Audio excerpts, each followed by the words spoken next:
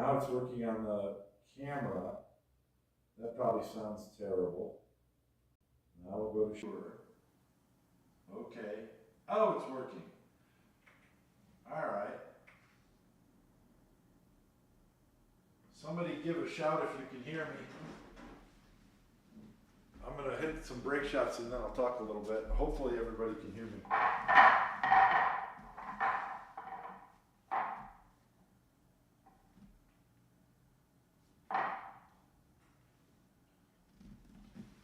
Just want to do some brake shot practice, and I'll answer questions if anybody has any, or I'll shoot some brake shots if anybody wants to see me shooting any brake shots.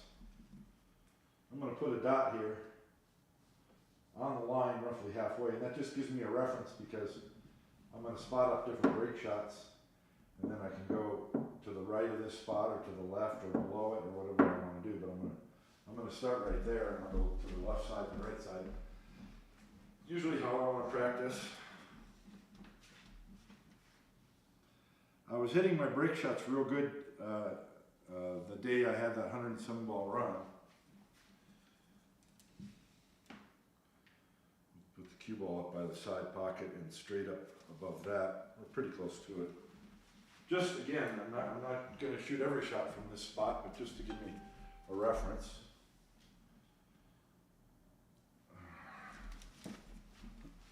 See if anybody's watching or let's see if that microphone is still working. Microphone working.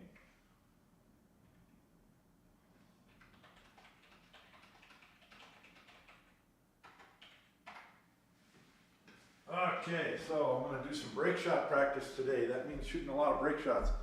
And I'm going to do it with the rack because it's not as it's always about whether you can pocket the ball, but this is about controlling the cue ball and getting another shot. It's really frustrating when you're 3 or 4 or 5 racks into a run and you hit a brake shot and you have nothing but a miracle shot to shoot from. So I'm gonna shoot a few brake shots that come up that sometimes give me trouble. This one doesn't usually give me trouble. But this is just to start out. I want to hit this a couple times left and right. And I'm just looking to send the cue ball directly into this head ball as full as I can with a center ball. I want that cue ball to stop or maybe come off the rack a little bit. And I don't want to have to smash it to get another shot. So I'm trying to do a controlled shot.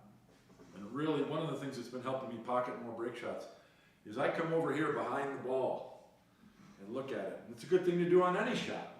But when you're playing straight pull, this is the transition from rack to rack. Give yourself a moment to breathe.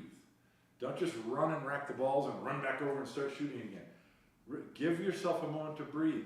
Rack the balls, take a drink of water, chalk your cue, because it's 14 shots at a time is how you play straight pull. But this is the most critical shot in straight pull. Take your time. Come over and look at the ball. And then when you walk over to the cue ball, keep your eyes on the ball. Sometimes I've caught myself, I'll stand here behind the ball and chalk, and then when I walk over to the cue ball, I look at my cue tip. No, you can't do that. Look at the object ball and keep looking at it when you move over behind the cue ball. The scene is changing in your mind and you're getting a 3D perspective of the shot. It helps. It helps a lot. And then the other thing I've been doing to be more consistent on my brake shots is when I get into the shot, I get my Q-tip at the cue ball and on the aim point, I'm not doing my warm-ups. Right now, I could shoot and pocket the ball. I'm on the aim point. But I don't start my warm-ups till I've got it exactly right. And then some nice slow warm-ups just to rehearse that your cue stick's going straight. And if you got it, then you pause. Long, slow, like that. Now that's a great result. Cue ball didn't come this way, it went this way. But notice I didn't have to smash it. I wasn't trying to blast them apart. They just separated. And I hit it firmly, no question. But that wasn't a 9 or 10, that was like a 6 or 7 on the power scale. My cue ball, I don't think it hit a rail, but even if it did, it didn't go very far. Zero dangerous scratching, spread open, I've got 3 shots to choose from. That's an excellent result. Okay, so that's one. That's one example, which is a very small sample size. So let's see if that's reproducible.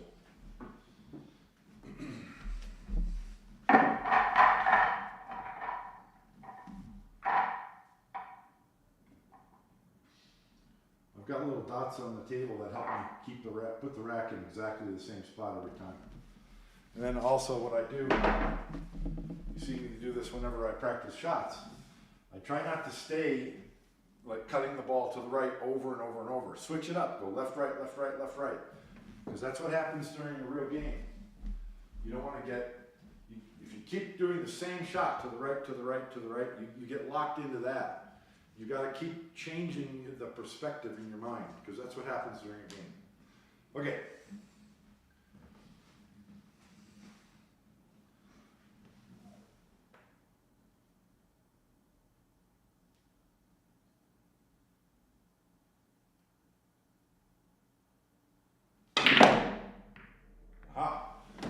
I made a bonus ball. So over there, my cue ball went this way. Here, I might have had a little bit above center because the cue ball backed up and went forward.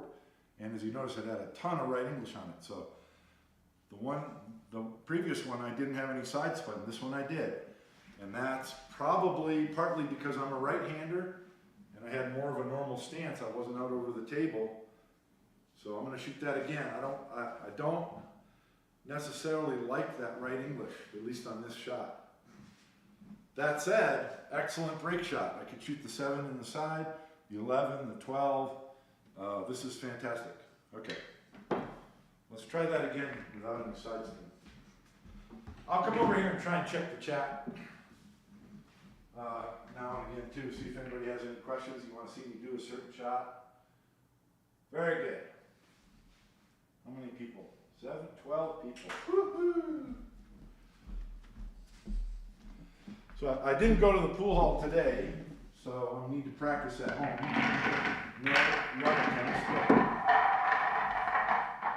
the practice today is for the purpose of, well, for practice of course, but to get me in stroke for my run attempts tomorrow. That's the way you want to look at it. Okay, same shot. Should I be certain that I'm shooting this shot without any side spin? Is that going to change it? And you would think I should get the same reaction from the cue ball if I hit it the same as the other side. So let's see.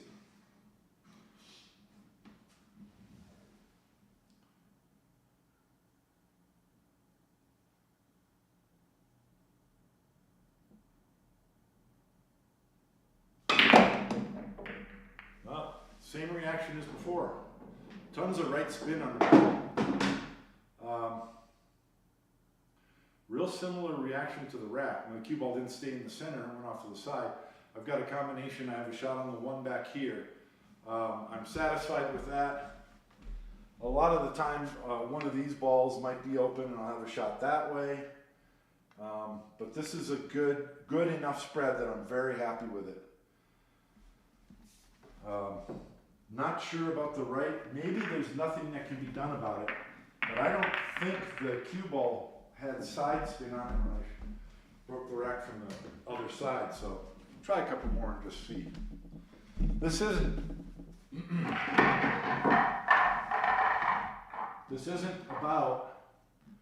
isn't only about can I pocket the ball. I know for a lot of people, for straight pool break shots, that's your primary focus, and it is for me. It's always for me as well, because when you're hitting the ball harder, defects in your stroke can show up, and that's what causes you to miss. So, and I'm shooting into 4 3/8 pockets, so I've really got to be accurate. So I am focusing on making the ball, but this is about where is the cue ball going and how is the rack opening. Because I want to be assured that I have a higher chance of continuing my run on more break shots. That's where I'm at in my game right now, I feel. So let's see if this cue ball has any side spin. I'm not trying to put any side spin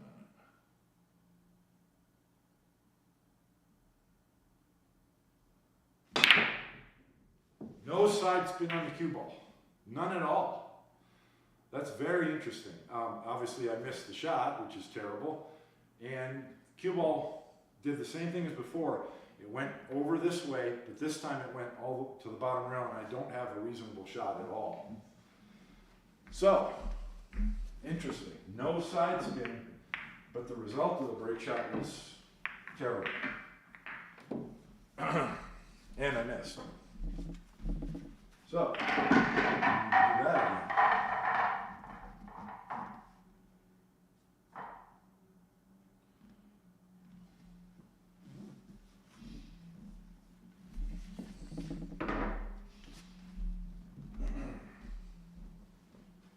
Why?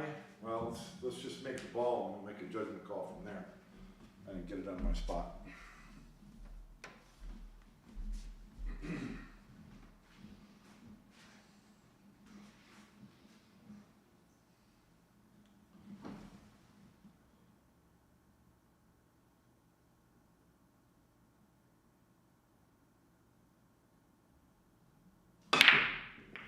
Missed again.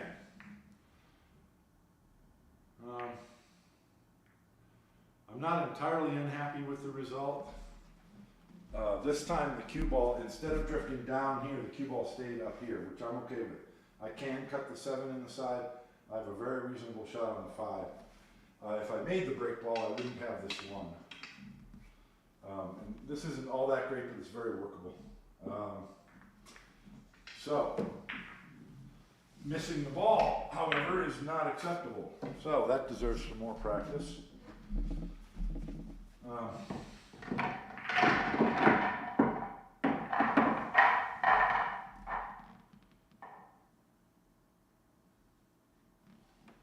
I missed that shot.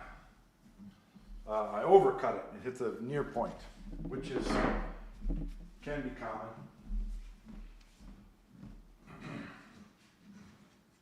Less talking, a little more focus.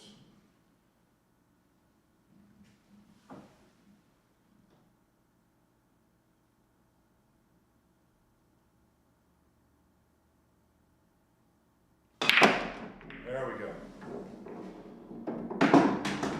Bonus ball on the side. Easy shot on the 6, easy shot on the 5. I didn't get a real good spread. I'm not sure if I didn't racket tight enough. I thought I did.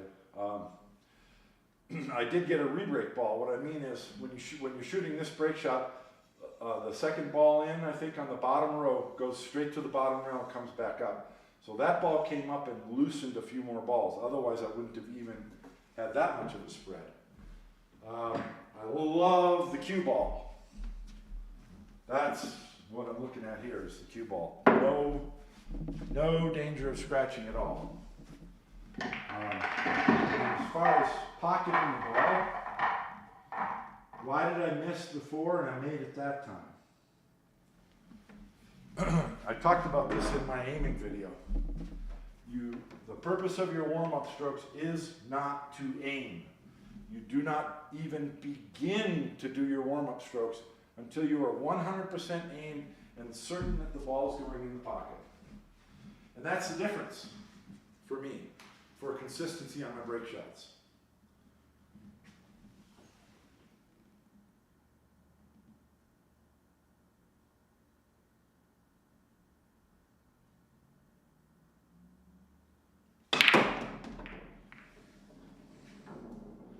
Real similar reaction. I'm still getting a big cluster in the middle.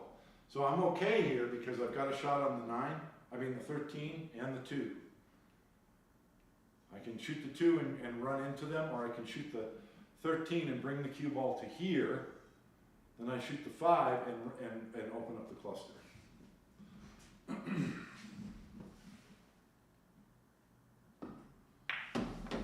No, I came too far. But I can't play on this table anyway. But I don't like this big cluster in the middle. So again, am I racking them tight? It's kind of hard to rack from the side, but that's what I need to do. That should be a perfectly tight rack right there. Yeah, so, okay, so I'm verifying. The rack is tight, so that's not an issue.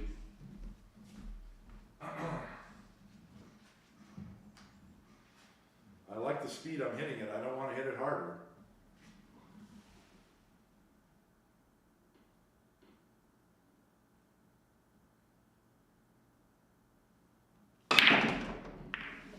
See the secondary break? This is the reason why you hit that shot that hard. That 5 ball went to the bottom rail, came back up, and opened it up again. It would have been like this, but that ball came up and opened these up. That's critical. That's key to getting a good spread. It's almost never the initial impact that opens the balls. That secondary impact is what makes it better. So this is ideal. I only have one shot at 14, but guess what? That's all I need. The only problem is these two, and that's easy to deal with. In fact, I'll probably shoot the 14 and bump those open, and then go from there. So let's do that from the other side to convince myself that I'm doing that right. We have that issue of getting a lot of side spin on the cue ball from the left side. I'm not sure what that's about. Let's see if that continues or if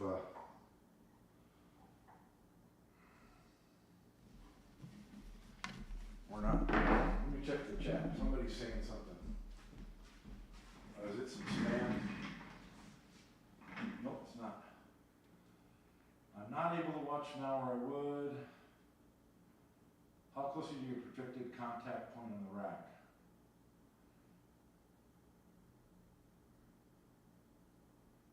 Yeah, you're right, Keith. That's exactly what happened on the miss.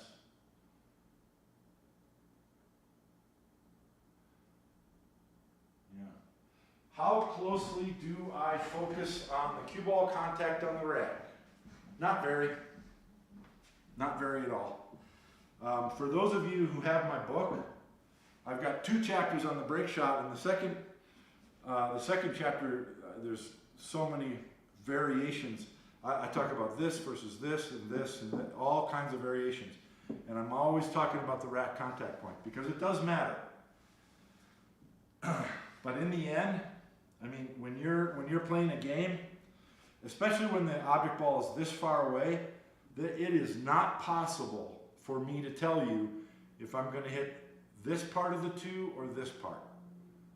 I got too many other things to think about. Primarily is making it, pocketing the 15 ball. What you're doing is you're giving yourself the best possible chance. You know, 1 out of 50, I'm going to hit the 2, carry them off the 8, and scratch. But you can't do anything about that. You just can't. Other than making sure that you hit below center, because if you hit below center, the cue ball should come back to the side rail off from the 2 ball and not towards the pocket.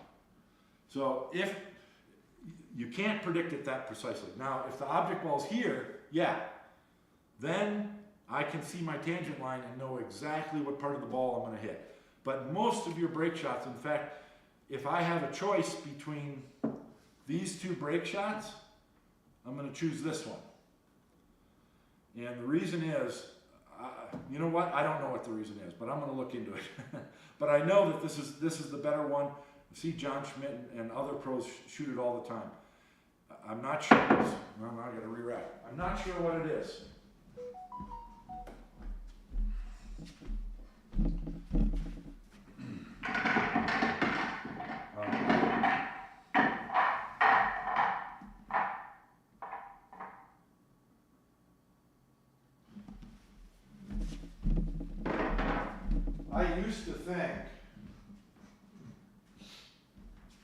I used to think that if I had these 2 break shots, I'm choosing that one because the pocket opening is bigger from that angle.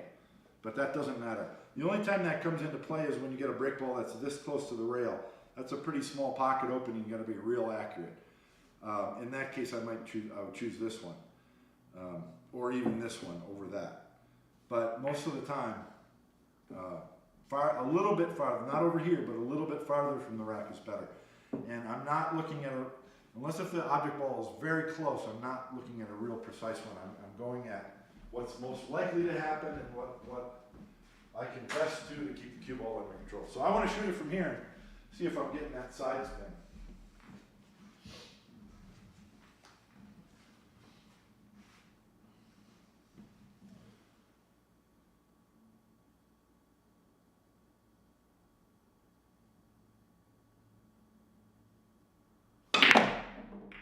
Still side spin.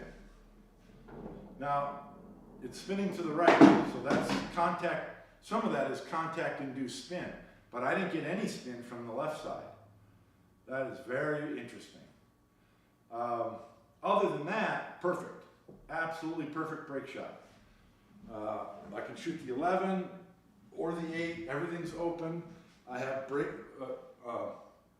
potential break balls in the 4, the 15, and the 13. This rack here, I'm going to try to run without bumping any balls. That's a really, really good result. I don't know why my cue ball gets side spin from the left side, not from the right side. Tried to make sure that I was cueing it directly in the center. So I'm going to try another one.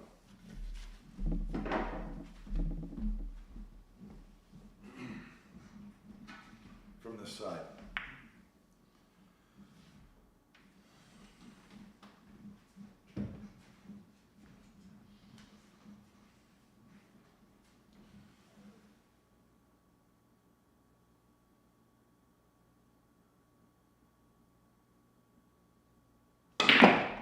Yep, still got right. See the 11 ball come up and give me a secondary collision. So I didn't hit that as well as the last one. But it's still certainly plenty good enough. I got the 3 or the 15. I also have a shot on the 1. So, yeah, real good break shot. 0 chance of the cue ball scratching. Because the cue ball just stops here, goes here, that's it.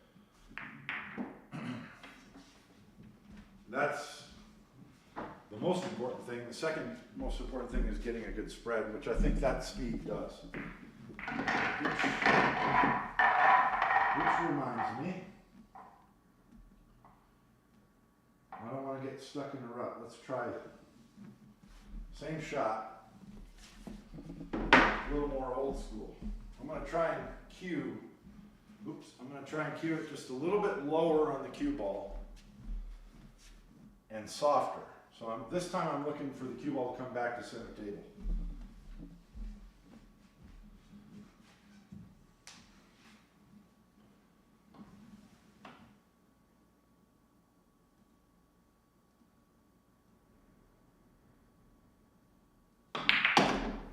Yeah. So that's kind of an old school. All you're doing is knocking a few balls loose and bringing the cue ball. Hopefully the cue ball stops center table, but fortunately it came here. I've got a shot on before, but I don't like that break shot. I don't like it. I mean, I guess from here I would want to make the 4 ball, and I have this angle and I can shoot the 14 and try and open them up, but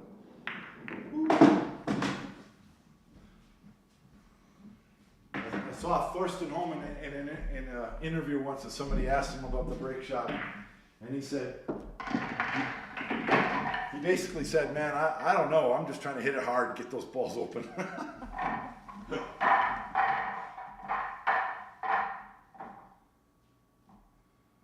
Okay, so that is, so for me, the softer break from there is no-go. I like the firm stop shot. It's basically a stop shot, stroke, very firm, struck very firmly.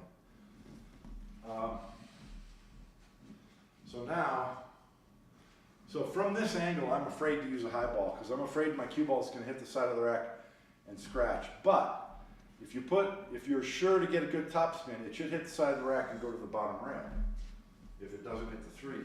So let's give it a try.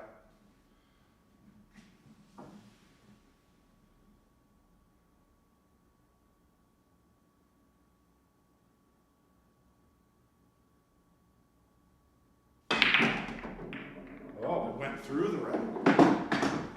Okay, now that's not always going to happen. But notice, what shots do I have? I got a weird combination and a long shot on the 7 in the corner, and they didn't open up all that well. So, not entirely happy with that, but that doesn't have to be the result every time. It's too small of a sample size. Let's try some more. I'm gonna look at the chat too. And I'm gonna do some different shots. I'm gonna do some below the rack today, in addition to some sharper angles. Let me look at the chat real quick. How's the camera? The camera's all working? It looks like they are. I know last time I did a live stream, I had trouble with my cameras, but little Chris helped me out. I've got a better setup, and I got 3 cameras running, and they're all working. One of them is on my cell phone, which is running on battery, so we'll go until that's done.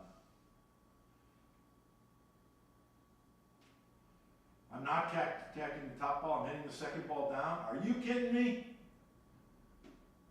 Pace is consistent, difference literally is small. Yeah, absolutely. That's another reason why you can't be,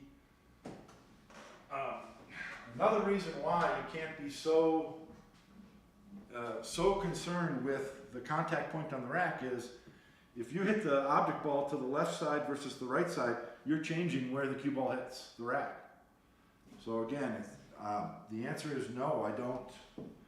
I don't get overly concerned about it. Sometimes, especially if the cue ball is closer, and if I'm in a run and I really want to make sure, I'll come over here and I'll point my cue. You know, I'll find 90 degrees, and I'll go like this.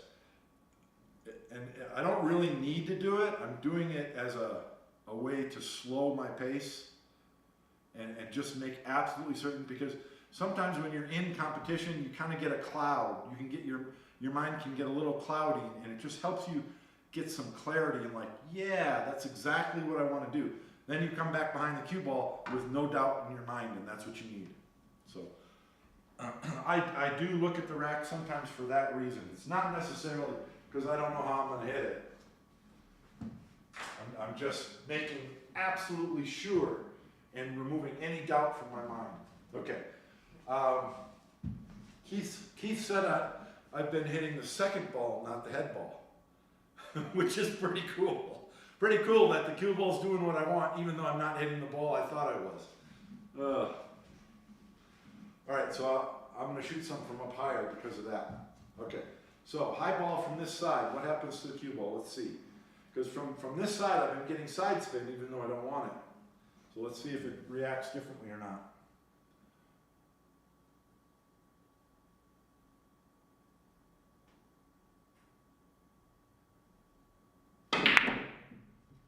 Yeah, it went to the bottom rail. That was an overcut again, I believe. I missed it. And I don't like the spread, and I believe that's what happened before with the high ball. But I missed the shot, so let's do it again.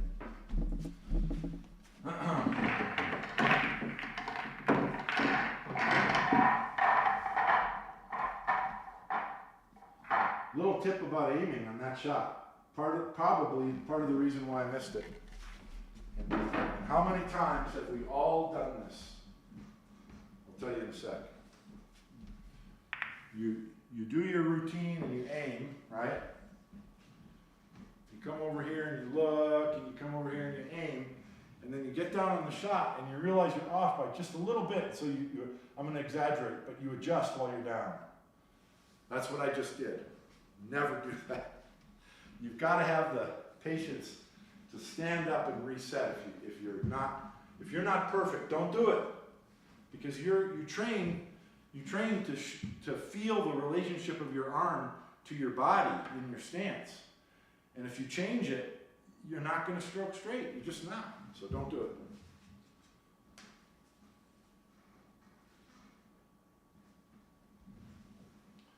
That's why it's so important too. You get that aim point and you confirm it and make sure that you're pocketing the ball before you do any warm-up strokes.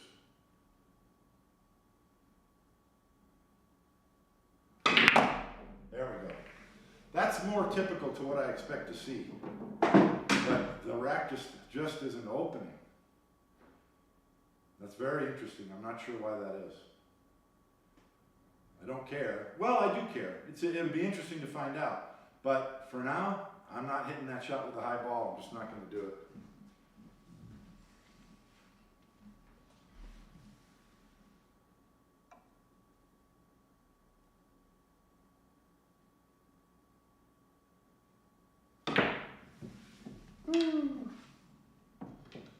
Okay.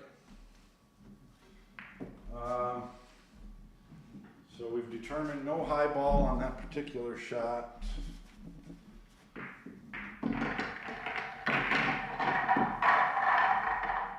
Oh.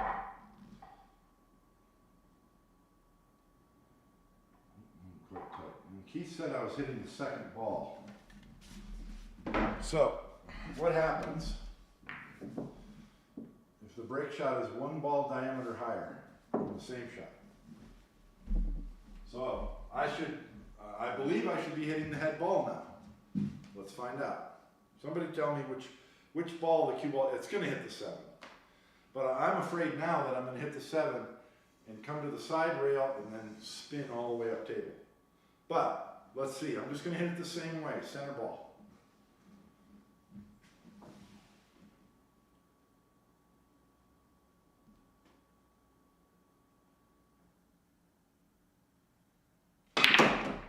It went forward. How did it do that? Wow. I'll have to watch the video. I don't know if I don't think I got a secondary collision. I don't think there should be a bottom roll ball that goes to the bottom rail and comes back up. I don't think it did, but I'm not sure. But mediocre spread, not a very good spread, and the cue ball went forward, which in this case was terrible. You know, so often on your break shots, you've got like 1 or 2 balls along the bottom rail, and then it would be fine. But that has not happened the last 2 times that my cue ball has gone forward. So, try another one.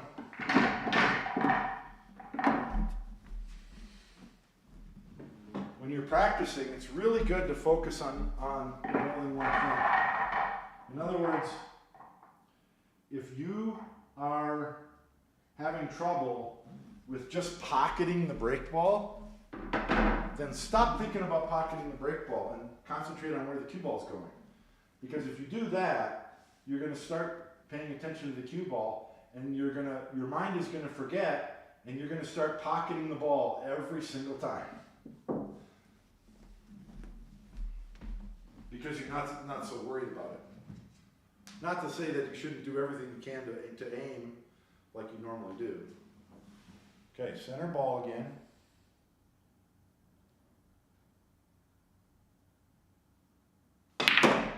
And it went forward again. Look at that. Look at that. Almost the exact identical result. Other than the 12 ball, that's almost identical. You had that corner ball, or I don't know which ball this was, that came over here and stayed up above the pocket, and the cue ball down low. So in this case, I have a shot on the 12. And I might think, oh, that's good. But we've seen that that's not reproducible. That's not always going to happen. So, very interesting. Only one ball width diameter difference in the break ball position. And it makes a dramatically different result to the rack. So, but those are small sample sizes, so we'll do one to the other side and just see. And then I'll go check the chat.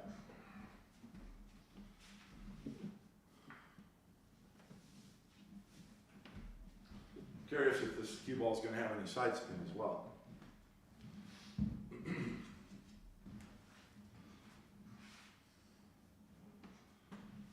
Center ball.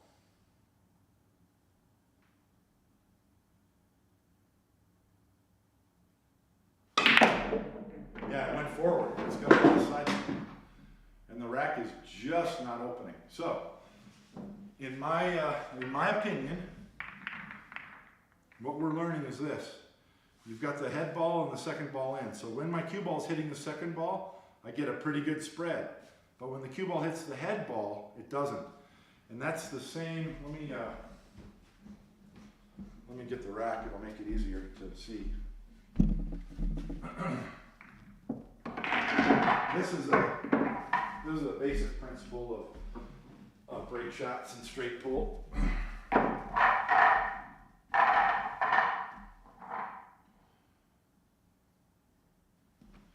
When you're shooting a break shot and your cue ball hits the corner ball on the bottom, the energy travels around the perimeter of the rack. So those balls will open, but you're going to be left with a cluster. So what I'm learning is the same thing when you hit the top.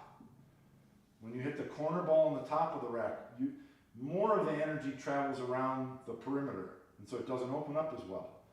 But when you hit from here, I'm hitting the second ball, and that makes the energy go through the rack, and it opens up better. So, and that's just a basic principle that everyone knows. You hit the center balls are going to open the rack much better than the corner balls. So we're seeing that in action. So, but what I want to do is this.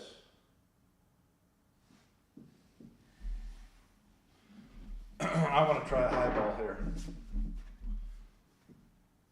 Now the thing about the high ball is I'm going to be hitting it hard, so the cue ball is really not going to curve too much. If the harder I hit it, the less it's going to curve. It's still going to go straight into that head ball. But it's what it does after, I think, that's going to make a difference. We'll see. High ball on this one.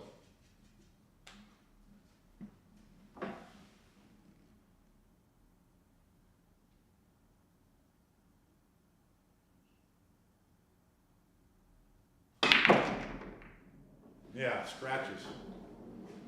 Terrible result. So once again, the rack is just not opening up. The cue ball went forward more. It kind of drove into it and then went off. I mean, once in a while you're going to have a shot on the one like that, but terrible result. Just awful. So how in the world? That's amazing how much different the break shot is from there versus there. I'm going to try one from the other side.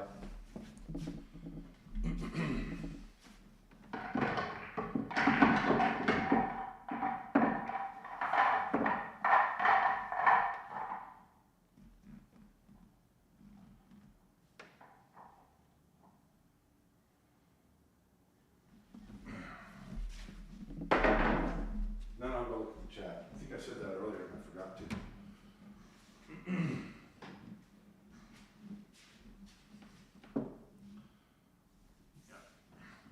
Cameras are still working, that's good. Oops, I want to go high. One ball width higher than the line. Okay.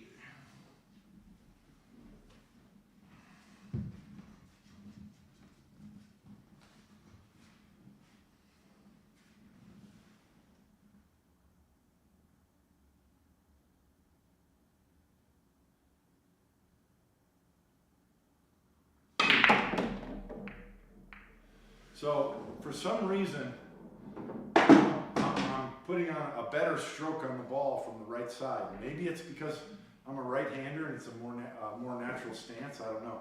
But both times, the times I've hit it from this side of the table with a high ball, that cue ball has come off the rack and curved down.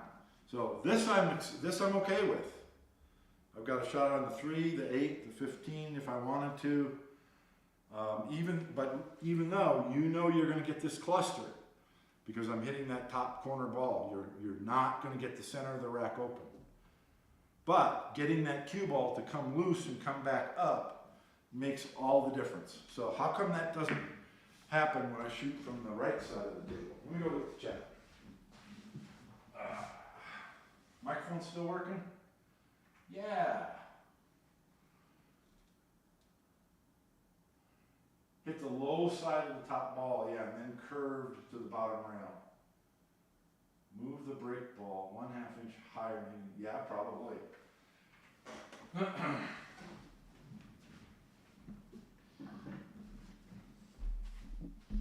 I hope you can see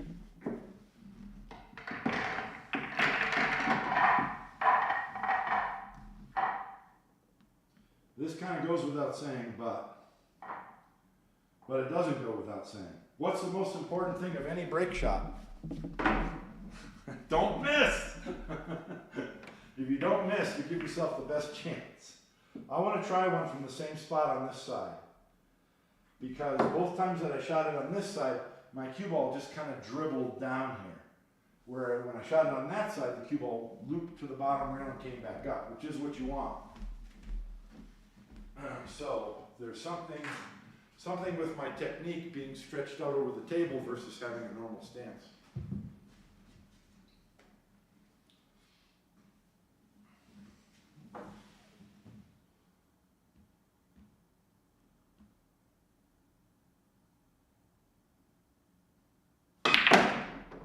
There, I got that cue ball to move.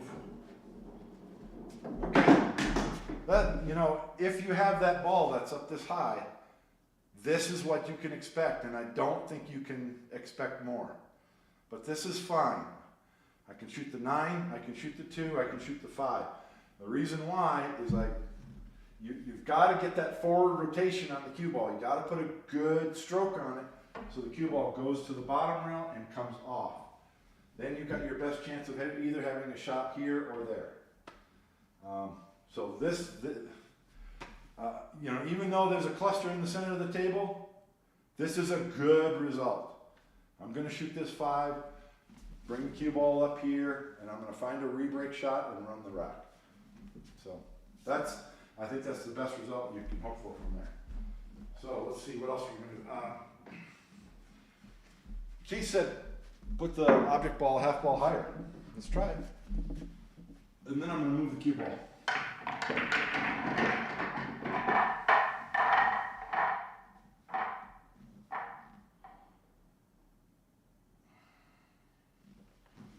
Okay. And I think I know I'm going to try and predict what's going to happen. So that's one ball higher than the line. So let's move it a half a ball farther, which is right there. So what I'm expecting now is to hit the center or the top of the corner ball and the cue ball to go to that side. We'll see. And once again, you still want that top rotation because you want to keep the cue ball away from that side pocket and you want to keep the cue ball from banking over to this side pocket. And that top spin is going to curve it into the rail and bring it back this way. So that's my prediction. Let's see. No side English, just straight high ball.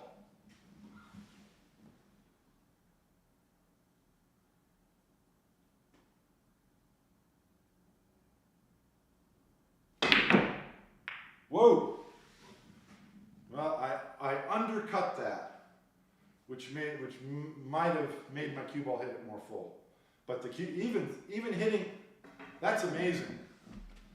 That's amazing. Is that from here, the cue ball cannot see that corner pocket, but my cue ball hit the rack and went around it and went to the bottom rail.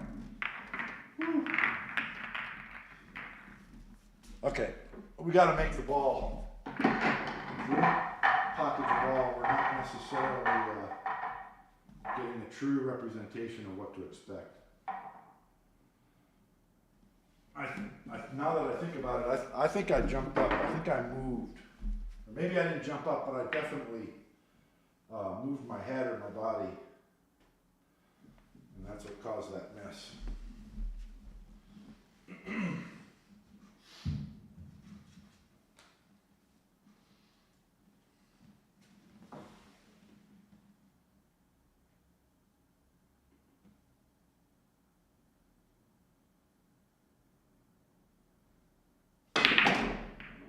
That cue ball, look at that cue ball. So I was predicting the cue ball to go to the side rail, but it's never touched that side rail. It's looped around the rack. As far as the result, I still have a cluster in the center, and look, I have no shot. Maybe the 13 way in the corner. I mean, this is as far as continuing the run, it's a terrible result. I don't like it. I should try it from the other side of the table before I proclaim judgment, but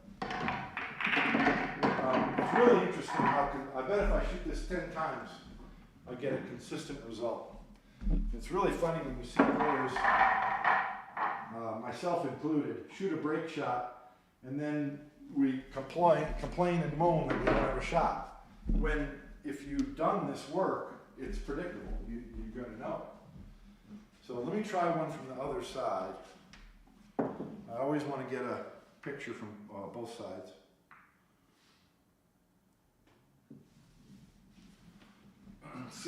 Let's see if the behavior of the cue ball is the same. Because we know that I tend to get right English on the cue ball from this side of the table, even though I don't necessarily want it.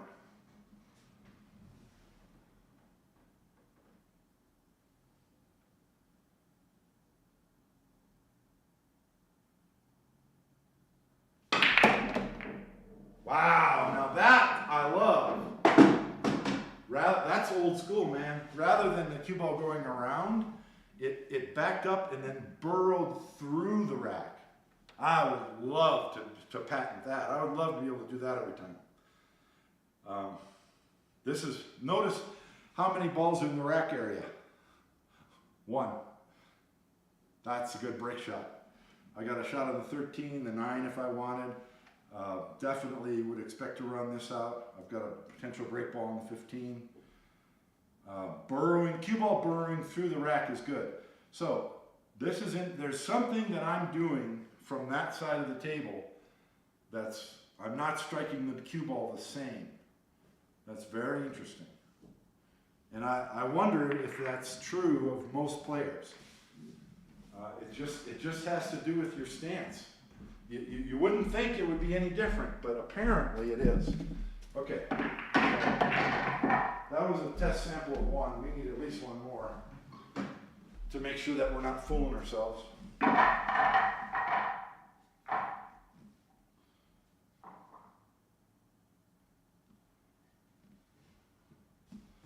Cue ball must have hit the corner ball more full, because from that side I must be hitting more of the top, and that makes it back up and curve around the rack. Whereas from this side I hit it more full, and it just backed up and then went forward through the rack. That's my theory.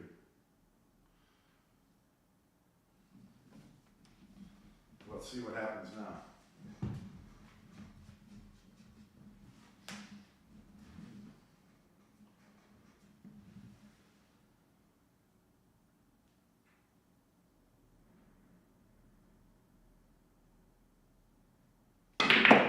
No, that time it went around.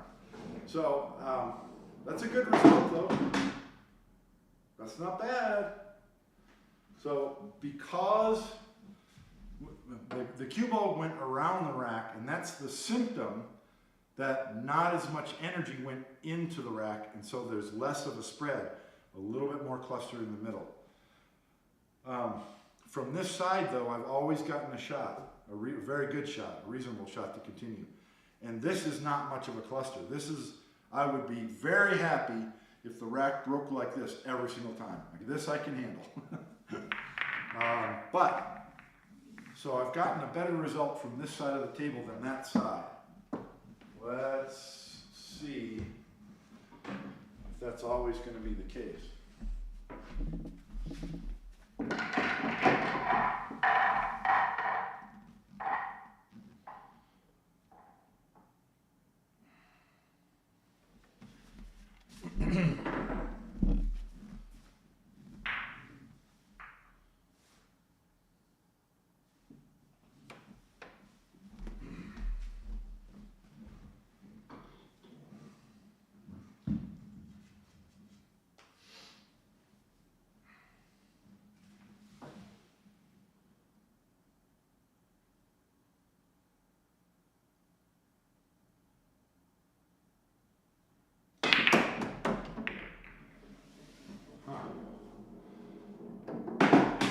Not the same behavior. That time the cue ball went to the side rail, and it's not opening as well. I wonder if I'm not hitting the cue ball as high on this side. Something with my stance. It could be. I don't know. Yeah, I've got 1 shot, but I'm not always going to have that shot. do want to try something else from this side, or from the same shot. What I'm going to do is I'm going to back off on the speed. And I think that's a smart thing to do from here. And the reason why is when you shoot it, the harder you shoot it, the longer the cue ball stays on the tangent line. So a little bit softer, I'm gonna get fuller into that ball. And so we're sacrificing ball spread, but I think the better contact is going to compensate for that. So let's back it off to a 4 to 5.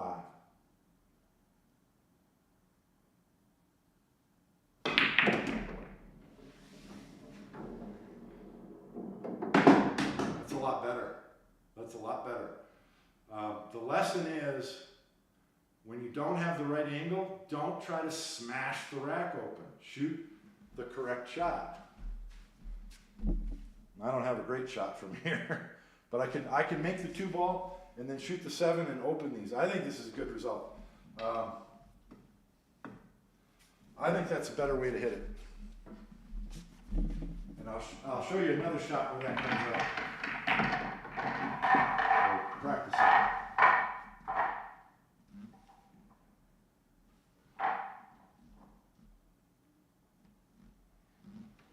I want to try it from the other side.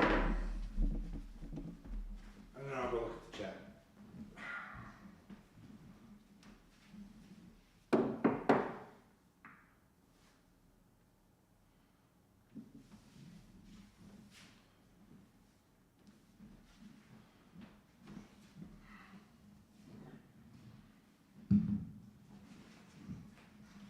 So we're backing off on the speed. But we're making sure to hit the top of the cue ball. Nice rotation. And I missed the ball. But notice how much better the rack opens with a softer speed. This is ideal. Because I'm going to tap the 1 ball in. I'm going to get this angle on the 13 and open them up. And I'm going to be good to go. So, the other shot that comes up that I struggled with this a lot. And we'll see if it holds true today on my table.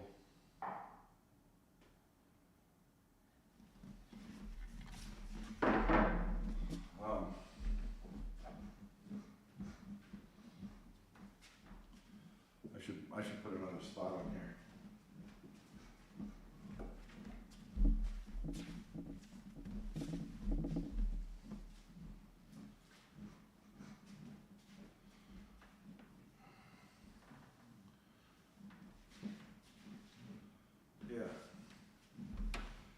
Okay.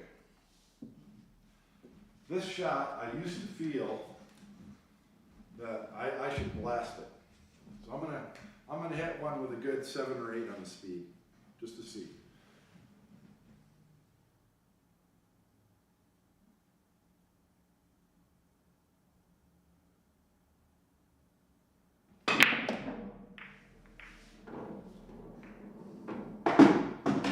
So, no 2 balls touching. You think, hey man, excellent result. Now, and notice the cue ball did what it expected. The cue ball just went to the bottom rail and came straight back up. Old school guys would put left English on that so the cue ball would come to the side rail and off the center table. But nowadays, pockets are tighter, we're just trying to make the ball, so we hit center ball, cue ball comes straight back up. So that's an excellent, excellent result. It doesn't always have to happen that way. As a matter of fact, what often happens is I'll get this result.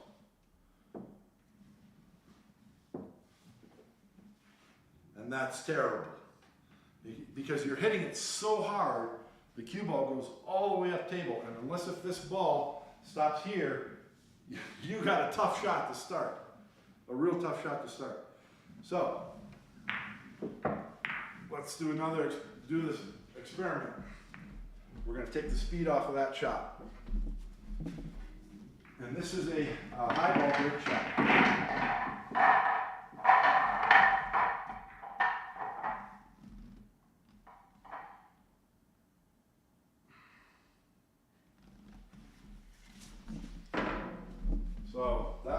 a 7 or 8, I'm going to back it off halfway to a 4 or 5. Same exact shot.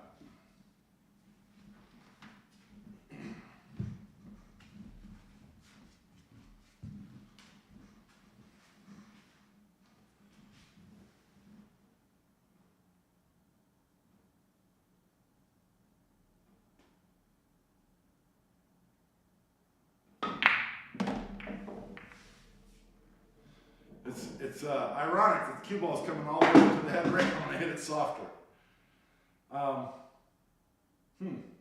Not a dramatically different spread, but a different spread. I got balls in the center table.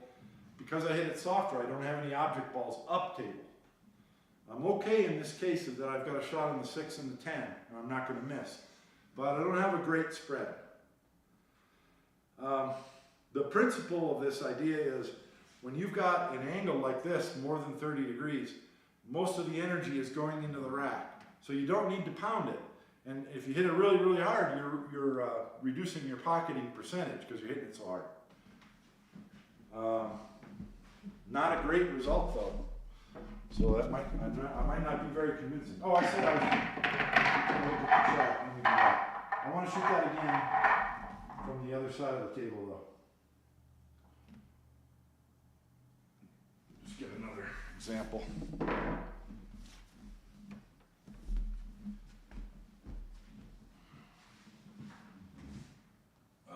Camera's still working? Yeah. Sound's still working? All right. Don't miss, get the cue ball free. Don't miss is number 1. Keith makes a real good point. Center ball instead of high, okay. Keith makes a really, really good point. And that's videotape yourself.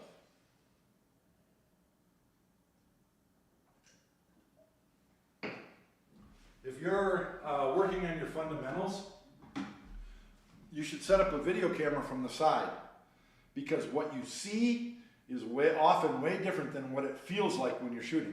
And you can see little things about your stance or your stroke or whatever by replaying it in slow motion. And I've done what he said too here. Replay the break shot, have your overhead camera, and watch things in slow motion and see what balls go where and how does the cue ball behave. Very, very, very educational. Okay, let's see. I'm trying to draw conclusions based on the results of where the balls end up. But that doesn't have to be as educational as looking at the video and seeing what physical interactions actually happen. So I'll try this with a high ball, and Keith said try one center ball. I'll try that too. Center ball I think is going to come closer to scratching, but whatever. We'll try it. So this one's high ball and just a softer speed.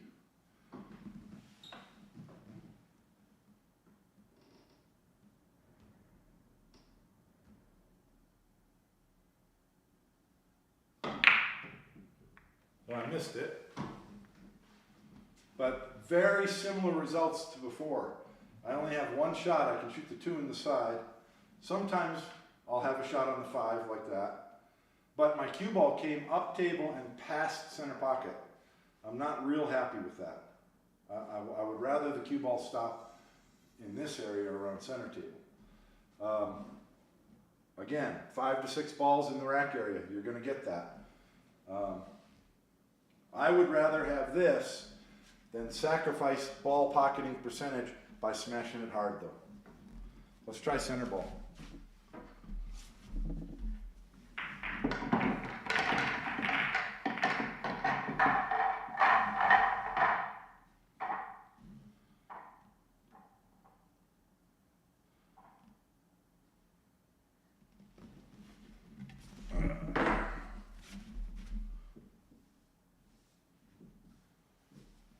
Okay, center ball, and I'm not going to hit it hard to start with.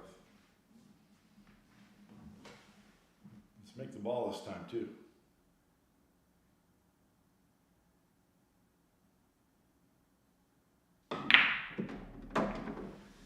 Okay. I like that. The reason why I like it is it's more controllable. The other one, even though I'm not hitting it hard, the cue ball goes to the bottom rail and comes up. And I kind of had difficult shots to start, but here, I think we can trust when you're hitting it softer, or not softer, but center ball, the cue ball just went to the bottom rail and stopped here. And I'm always going to have a ball below the rack over here. I think I'm going to have a high percentage of having a chance, having a shot in this corner pocket and being able to continue. And this is, even though there's still 6, 7 balls here, I mean, I can shoot the 3 and come out to center table. I'll have a shot on the 10 to open these up, or the 4, something else. This is a real good result. Okay, let's see if we can get some more of those. Try it from the other side.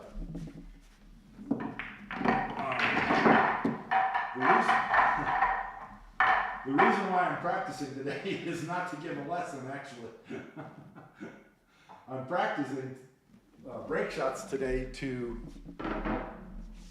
get confidence and consistency for when I go to the pool hall tomorrow to do some run attempts, some high run attempts. But talking while you're shooting helps you too, helps you to learn. All right, center ball. Center ball, 4 to 5 speed.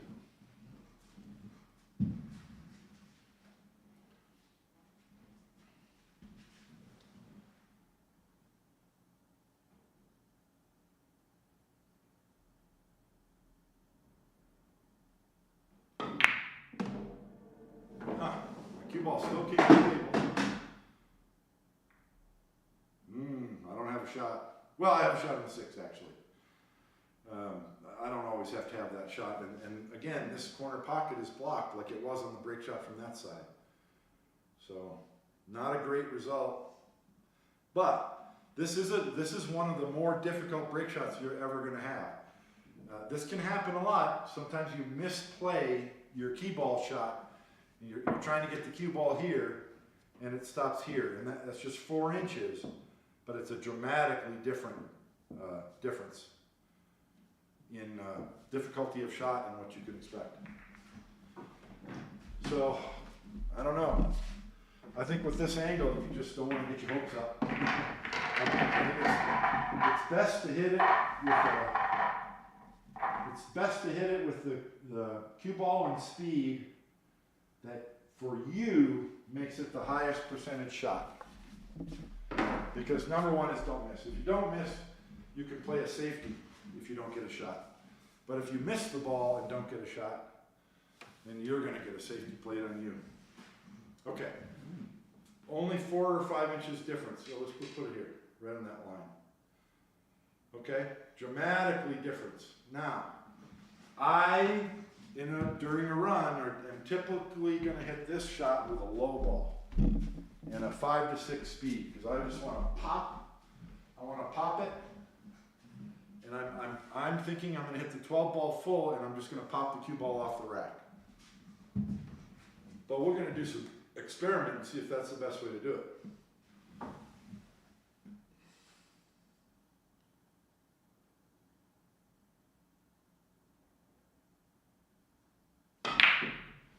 So, yeah, wonderful spread of the balls, got a good shot. But what happened is I undercut it. And that's what happens on this shot. And it's one of the shots I wanted to practice today. When you shoot that with a low ball, the low can push the object ball forward of your aim line. So if you're aiming to this side of the pocket and you shoot with low, it'll push it forward and you'll miss. And I've had that happen to me more times than I care to remember. When I watch Thorsten Hohmann shoot that shot,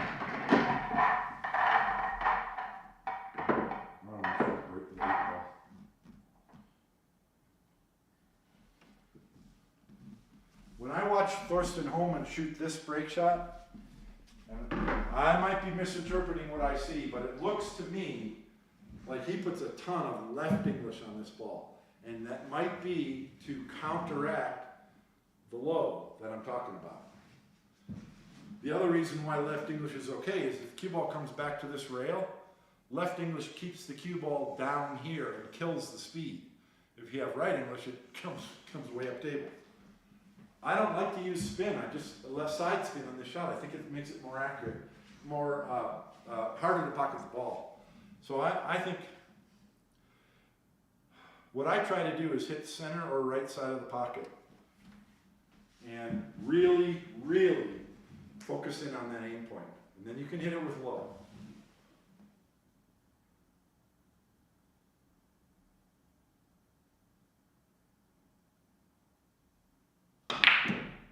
Still missed it. Look at that left English.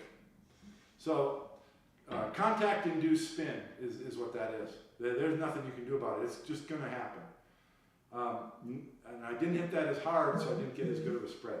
Okay, this is one of the most common break shots that you're going to get. And frankly, I need to be getting this 100% of the time. 99% of the time. So.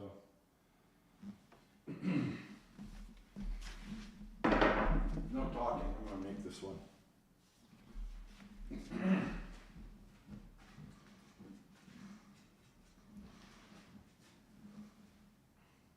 When you're back here, you want to see it. Visualization, you want to, when I stand back here, my mind is seeing a line from the pocket to the ball, aim point, and then I see a line from the cue ball to there, and then I see the cue ball going there and the ball going in the pocket. Visualize the shot happening. And then you just step into it and do what you just saw in your mind.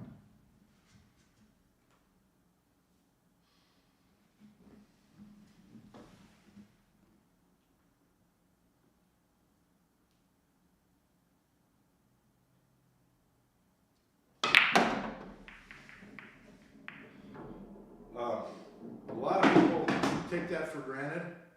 They just give it a hand wave. Yeah, of course. Take it seriously. Visualizing that break shot before you shoot is massive. Look at this spread. It's ideal.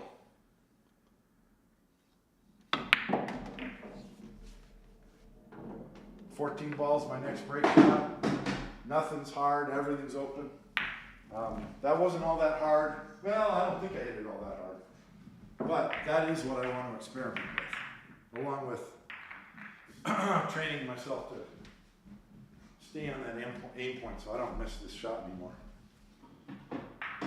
You got a run of 42 balls going during a match. You get this great shot, and you're all happy, and you don't take your time and you miss it and spread the rack for your opponent. You're not going to have fun thinking about it in your chair.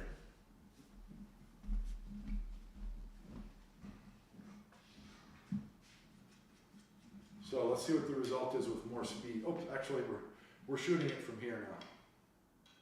Still an inside angle, but a much higher percentage shot cut.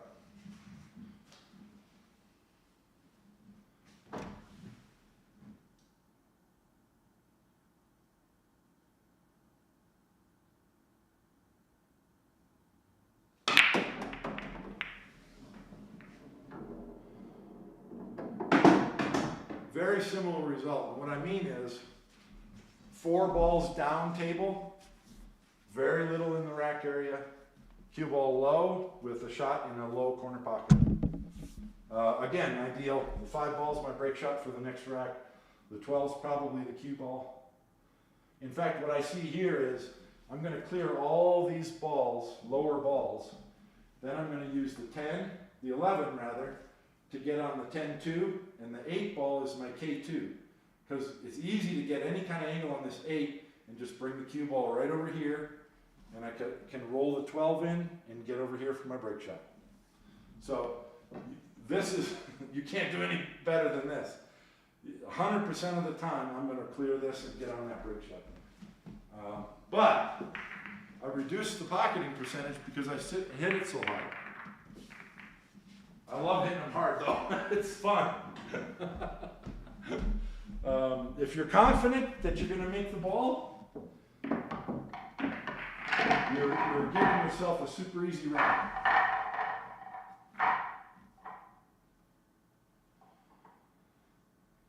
But it's an inside angle. You're going to have a good amount of energy going into the rack, so let's back it off to a 5 for the speed.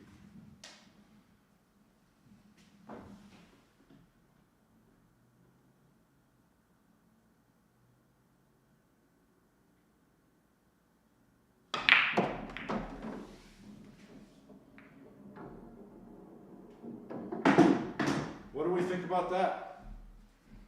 No balls down table, 4 balls in the rack area, 4 to 5. But I've got a shot. I've got several shots. I got the 2, the 6, and the 1. So I'm good to go. I have to play more straight pool. I've got to nudge things open and clear paths to pockets. But I'm never going to miss that shot at that speed. But when I hit it with an 8 speed, I'm going to miss it once in a while. Because that's just what happens when you hit the balls hard. So, is this better? I'll let you decide.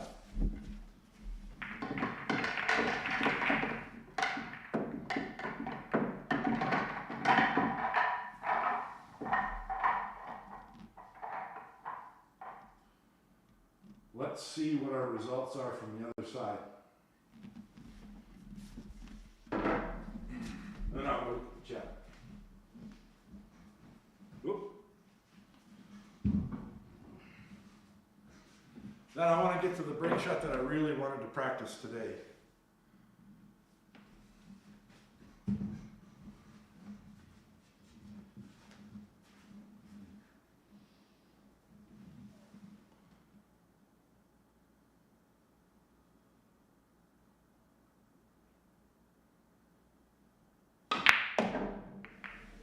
See that secondary collision? The 3 ball was in the bottom row and it went straight to the bottom rail and came back up. And it just gives these balls a little nudge to get them apart a little bit more.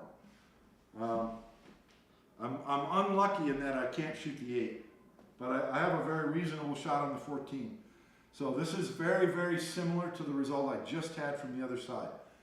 1 ball went down table this time, but the cue ball is much more controllable. I'm okay with this. I'm okay with it, but we got to try some high ball too.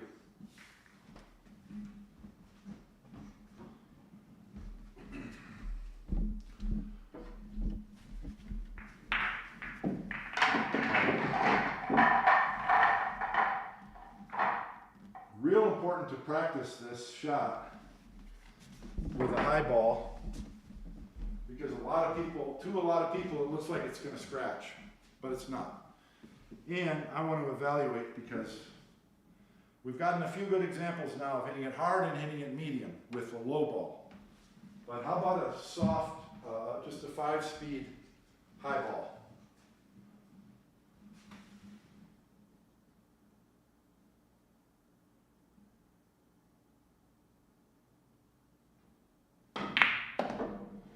So cue ball goes where we thought. Almost the same. Cue ball went almost the same way as when I had it shot from here. No shot into that corner pocket. The best you're ever going to get here is a shot into this side or some shot back over there. So what I'm saying is terrible result. Don't like it at all. Let's try center ball though. My guess is center ball isn't going to do much different, at least not at a low speed.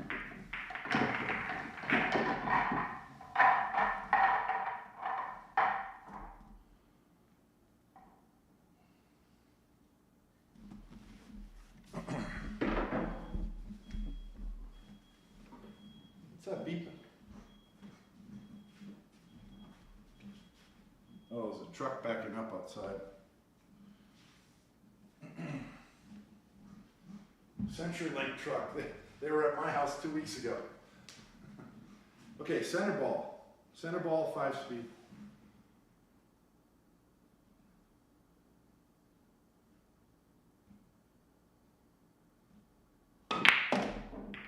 Okay. Cue ball path is very different. When you use a high ball, the cue ball goes right to the rail and straight up, but center ball It's more of a 2 out of the corner. I'm going to try that again from the other side. So easy shot on the 10, 4 balls in the rack area, which is what we expect at that speed. But this is a real good result as well. Yeah, I like it. Let's see what we get on the other side. Center ball.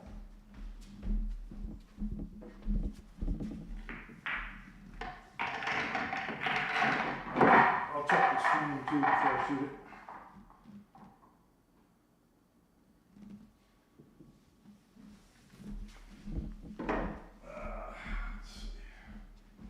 Camera's still working? Looks like it. Alright. I'm getting better at this tech stuff. How about the stream? Is it going good? 49 for Bob. Funny that the number that came to your mind. Well, yeah. I mean, 42 is 3 racks. That's a very common number. Center ball on that one. Yeah, it came closer to scratching. It came out of that corner. Let me try center ball from this side. And then I'm going to do it the fun way.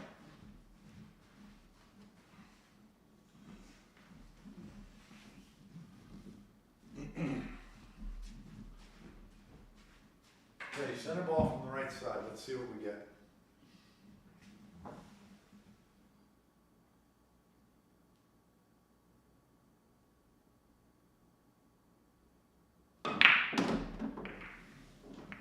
What I like about this speed is I don't have to gear up and whack it, so the pocketing of the ball is going to be much more consistent.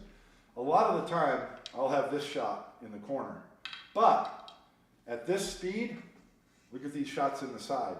And rather than the cue ball going to the bottom rail and straight up, it came out of the corner like this. I love it, I love it, I love it. This is great. This is what I would do. From here, I'm going to be able to find a shot. As a matter of fact, I can shoot the 6 or the 3 and nudge these open and have the 14 as insurance. So all I got to do is probably just shoot the 7 ball, shoot the 7, and just make sure I bring the cue ball back to here. Now I can shoot the 6, and I'm just going to be golden. Anyway, I want to compare those results to the fun way. And then I want to shoot the shot. The reason why I wanted to practice today was try shots that are closer to the rail.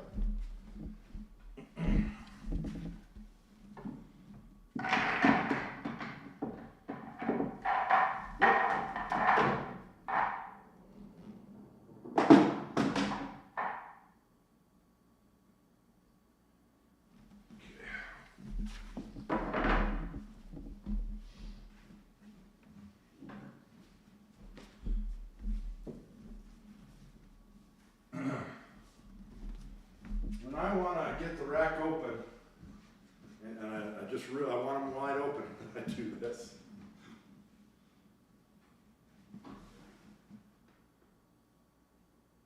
Whoops, I forgot we were shooting this from this spot. I wouldn't do it from there, but from here I do this. You've probably seen it on some of my runs on YouTube.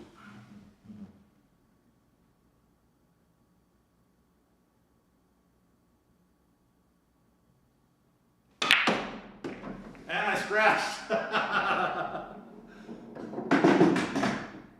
You see why it's not worth it to pound the balls from there? It's beautiful when it works, but that didn't work at all. I scratched, balls down table. Now the reason why I scratched is I didn't hit the cue ball low enough, and that can happen when you're trying to haul it off and hit it so hard. And there's still a bunch of balls in the rack area, so was it worth it?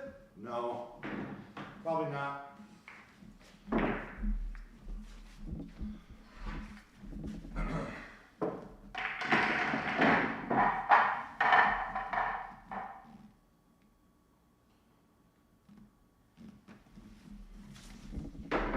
But it's beautiful when it does work. You try the same thing from here, from this side. You have to get draw on the cue ball.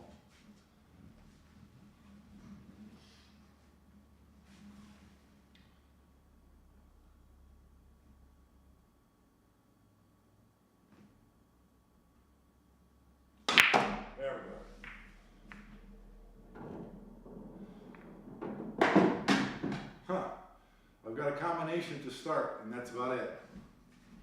Yeah, I've got to shoot the combination to start, but a lot of times you're going to have this. Only a few balls in the rack area, which are very wide open, a couple of balls down table. It's a wider spread, but is it wide enough? Is it that much better to warrant hitting it that hard when you're risking scratching or other bad things? I don't know. It's more fun, I can tell you that for sure. But is it a better break shot?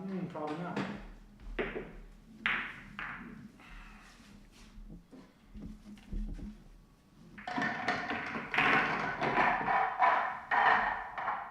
Same shot, same speed with a high ball.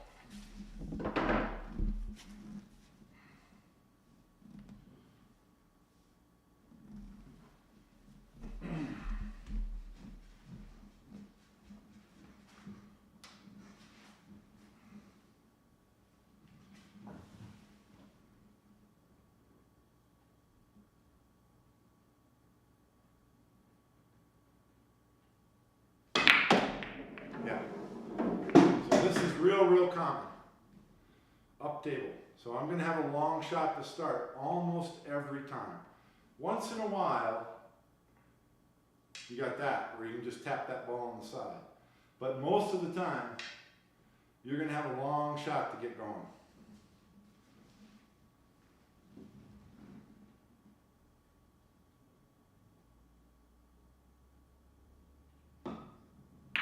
Which isn't a problem, but you shouldn't have to do it. You're going to miss that long shot just because it's a long shot. Okay.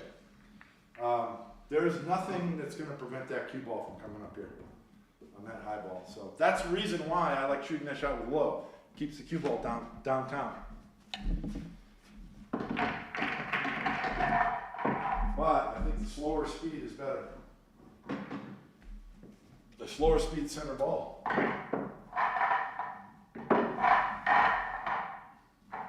Okay. Let me look at the chat and get a drink of water. I think I'll turn my AC on as well.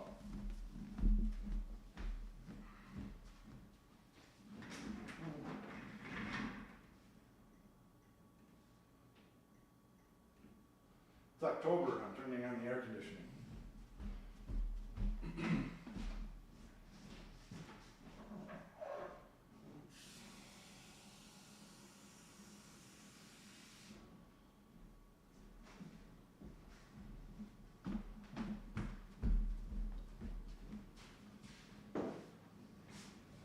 I leave for Norfolk 1 week after this Saturday, and I've taken off work.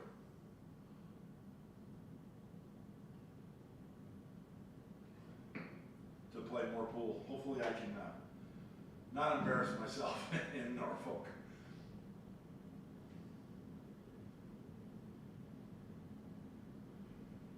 Okay.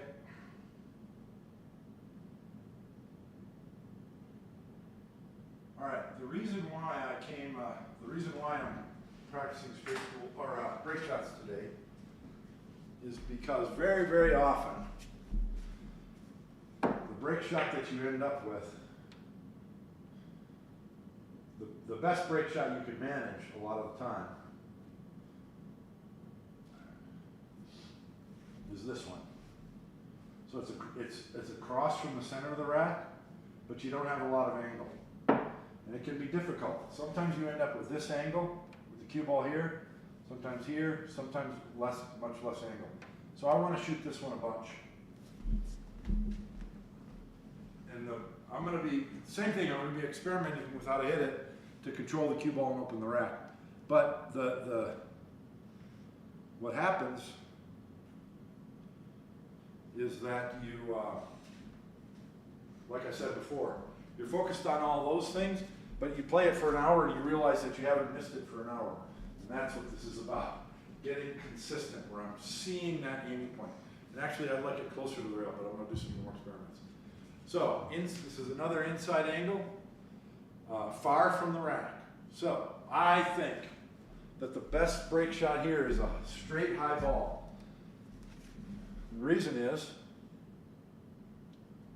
That's your tangent line. So, and a straight high ball hit very hard because the cue ball is going to stay on that line. It's going to go into the rack, and then the top spin is going to take and it's going to go to the bottom rail. That's my theory. Well, it's more than a theory. I'm pretty sure that's what's going to happen. It can be deceiving, but you got to hit this with a real high ball, real hard. Yeah. See that? If I was hitting that soft, the cue ball would go to the bottom rail and wouldn't even touch the rack. But by hitting it hard, it stays on the tangent line, backed up, went forward, and in this case, it got hit, some other balls knocked it up table. But not a wide spread.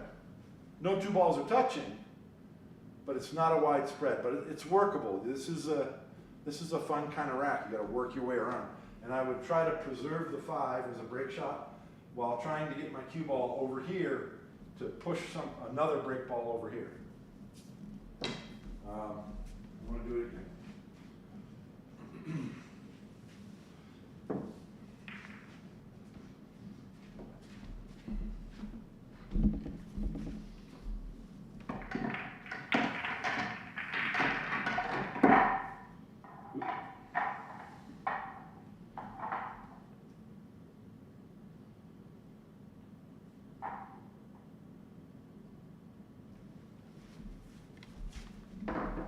A lot of times the cue ball won't get hit the second time, it'll go to the bottom rail now.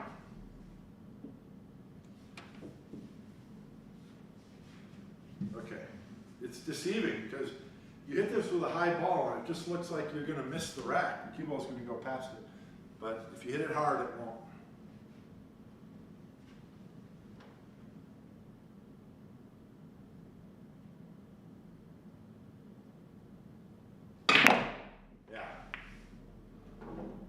Wow, I'm surprised. Well, okay, I'm not surprised.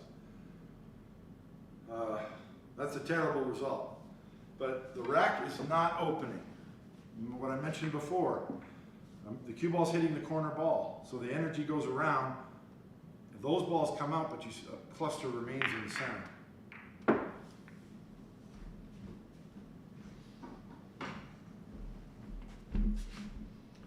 See how the cue ball behaved completely differently. You cannot predict precisely which part of that object ball the cue ball is going to hit. So the one I just did, I hit it thinner, cue ball went to the bottom rail, and then it had contact to do spin, which made it come over this way. How about if I hit it a little lower, not as much high? Shouldn't make a difference, I wouldn't think, with contact point.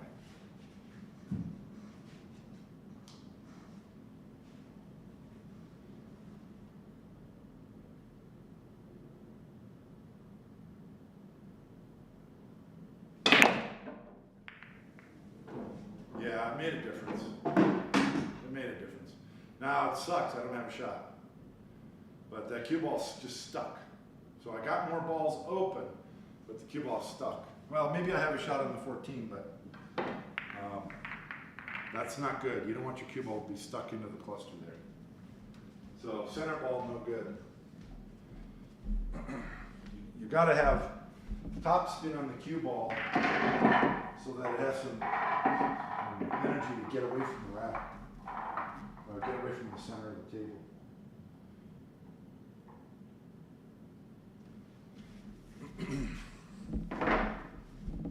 So I know what's going to happen here, but I've got to do it. What do we do? What if we do a low ball? Now this isn't draw. I'm not going to draw the ball. This is just below center. So I'm expecting the cue ball to come back up table. And sometimes it'll scratch here. Let's see.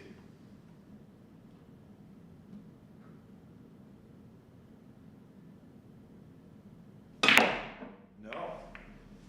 Came off the rack. So still, only the perimeter balls came loose. I've got those 6 balls in the center of the rack area. But this is way good. This is much better. I'm going to pocket the 1, low angle on the 2, Open them up.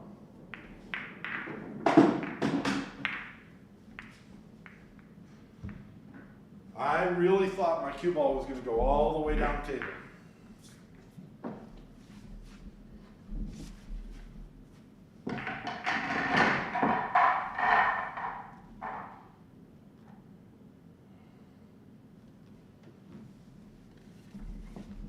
I'm anxious to try it from this side and see.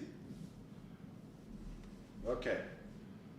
And you know what? It's going to depend on where it hits the rack. Because if it hits this ball full, then it should stick or not move very far. But if it hits it, the top part of that ball, then it'll probably go down table.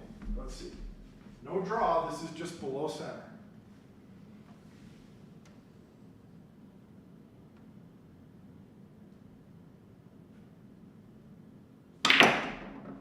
How do you like that? It went forward. Got some spin on that one too, some spinach. So not a good result because I don't have a good shot. I might make the 13 down here, but I might miss it too. Very interesting. Like I said, highly dependent on just which part of the rack ball you're going to hit.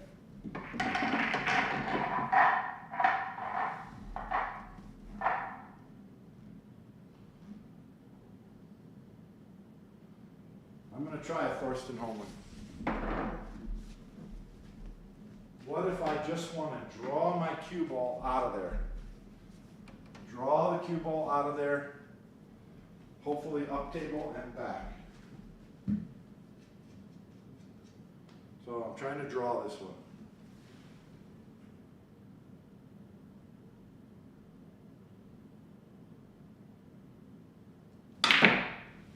Yeah. Whoa! The rack didn't open at all.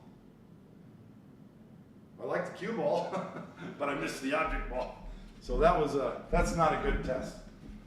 I don't think we can draw a good conclusion from that one. Let's try it again. I was too geared up to really draw it hard, and I think I moved my head and my body. Let's do a better shot. Let's do a better execution.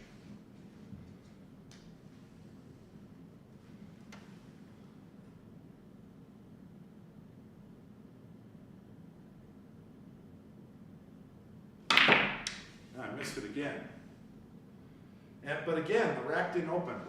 I'll have to look at the video, but my guess is I'm just glancing the top balls of the rack, and that's what's causing them to not open at all.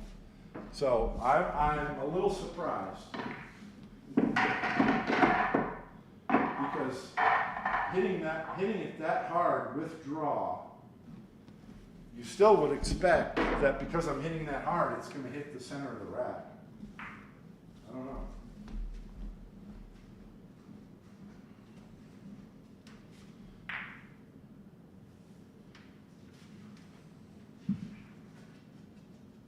Try a draw stroke again.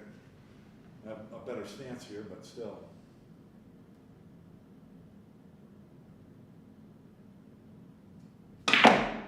Yeah. Okay. So that's how I pocket the ball. That's not bad, because there's 5 balls in the rack area. Everything else is wide. And I have 3 shots. I've got the 3 ball, the 4 ball, and the 13. I would shoot the 13 for sure. And bring the cue ball over here. Okay. So, because I'm right-handed, I think I'm able to strike that ball much better from the right side of the rack, from that side.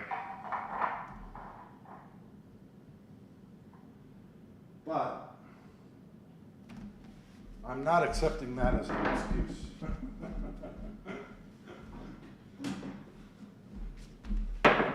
Because it's not like I have a bad stance over here, it's okay. But I'll tell you what, I do miss more of these than from the left side. So I think I need to do something different with my stance over here.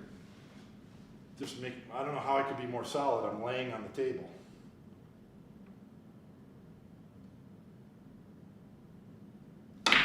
Yeah. Okay, that time the rack opened. So that's what you can expect. if you make the ball. But obviously making the ball is harder. I'm over the rack. Even though I'm lying on the table, I don't feel solid. I feel like I'm moving around. That's why I've missed some of these lately. That really upset me. Like sometimes I'm like this. So I've got a normal stance. Yeah. So maybe it's just the times that I'm compromised, like standing like this, it's just harder to pocket the ball because your arm isn't going as straight as you think it should because your stance is wrong.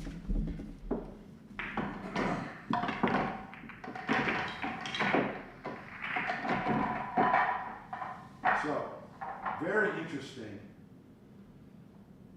that I shot this shot 3 times from this side of the table, and I missed it all 3 times. And I shot it once from that side, and it went in easy as pie. So there's an alignment, a stance alignment issue here. So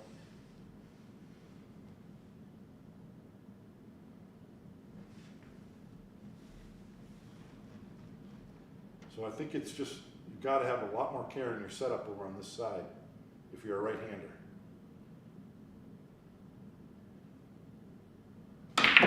Yeah. There we go. So that's the same spread. 6 balls in the rack area, 5, 6 balls, perimeter balls open, and the cue ball came back to center table. I'm okay with that. I can shoot the 3, I can shoot the 1, I can make it happen. But I think a draw stroke, I think we determined center ball was terrible, and the draw stroke is hard to execute.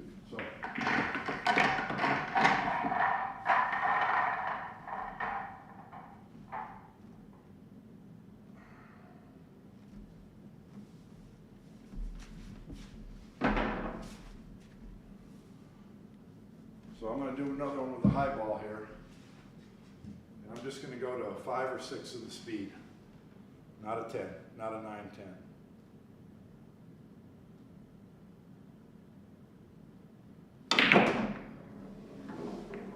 Yeah, no, don't like it. Don't like it. I think you need speed on this shot.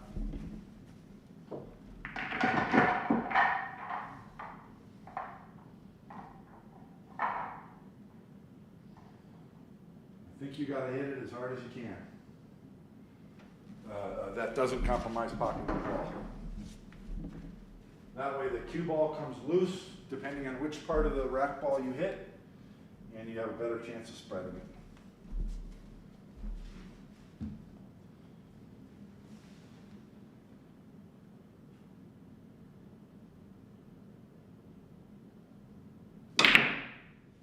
Well, see, your ball pocketing percentage goes down. This is why I wanted to practice this shot. Because it comes up too much to be this inconsistent with it.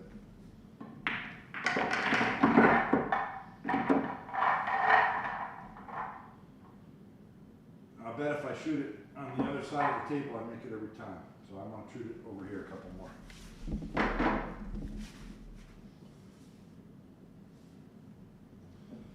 So we need more care with aim and setup. And then we got to hit it hard.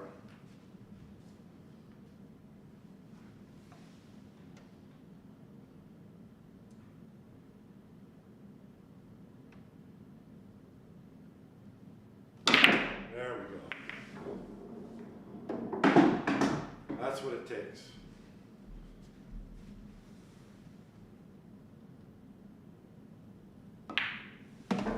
Yeah, I'm in business. That's a much better spread. Much better spread. I don't have a great break ball, but I'll make one. In fact, from here, I'm going to expect to make the 10 or the 6 into a break shot, because I would just do this. Yeah, didn't work. But anyway, that's a workable rack. Okay. All right. I I think the high ball is definitely the way to go, not the low ball from there. One more on this side, I'm gonna go to the other side.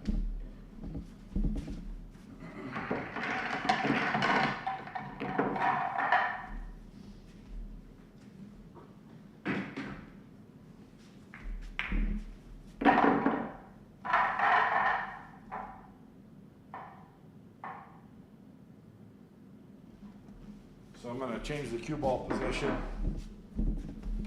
Let's make it a little bit thinner. So it was from here. So not a big change, but as a right-hander, my stance is compromised. So I'm learning that I've really got to be careful with my setup over here to get a straight stroke on this ball.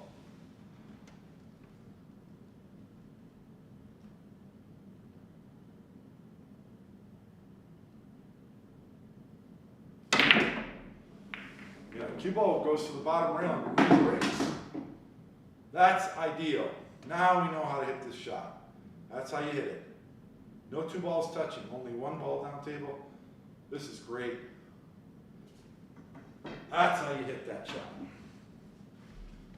Don't miss.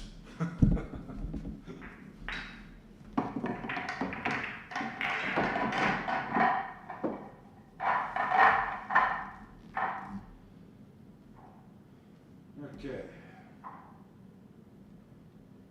Am I going to get the same results from the other side? I bet I will.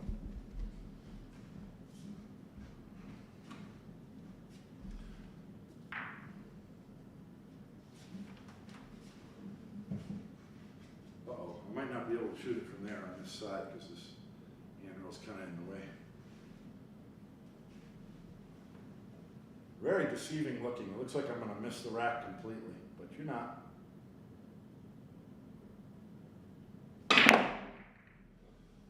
I had another instance of the cue ball burrowing through, so it all depends on where you hit it. But, yeah, I got a shot on the 13, the 3, this is great. Very different result. I still have 4 balls in the rack area and nothing down table. Different result than the other side, but I think that's just a function of exactly which part of that corner ball I hit. And it didn't, because it didn't glance off the rack, it burrowed through, so it hit it much fuller. But like I said, you can't predict it. So the way to get the best, most consistent result is hitting in your hardest stroke and a straight high ball, nice and hard. But a lot, you got to make sure you get top spin so that cue ball moves.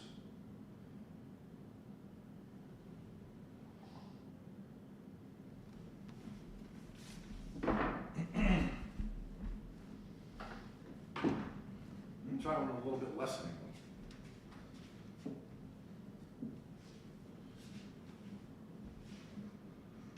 Do I still want to use a high ball? Yeah, let's see what happens.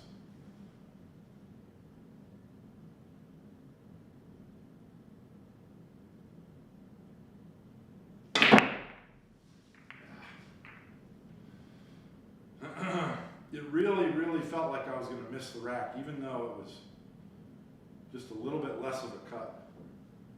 So I think I was trying to overcompensate. I think I undercut that.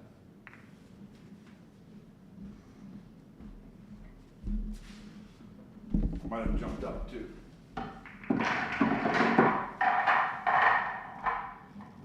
It's amazing. Just a little bit different cue ball position changes the shot a lot.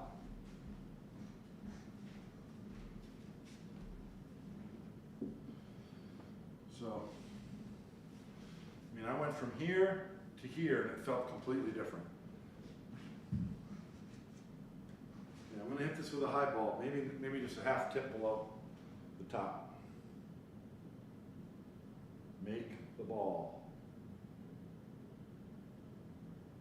Yeah.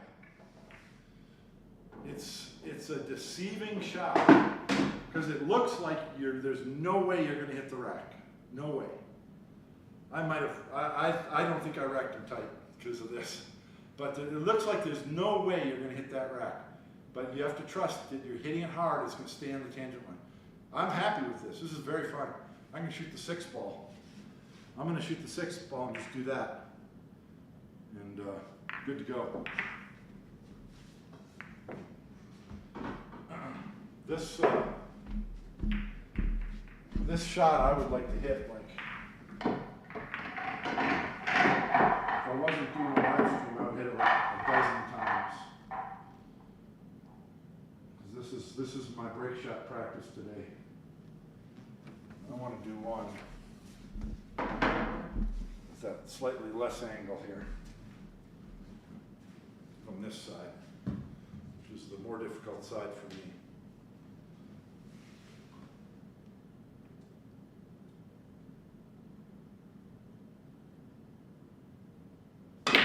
Yeah.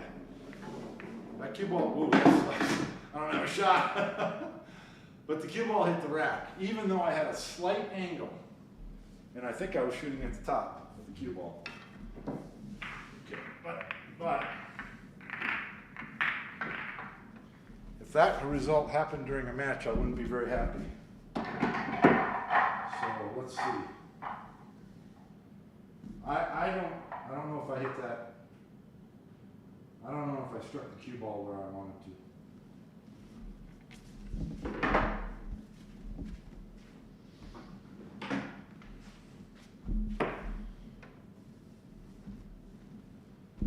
I think I was tempted to hit it not as high as I should. So let's just trust it. I'm going to hit it very high, almost at the top of the cue ball.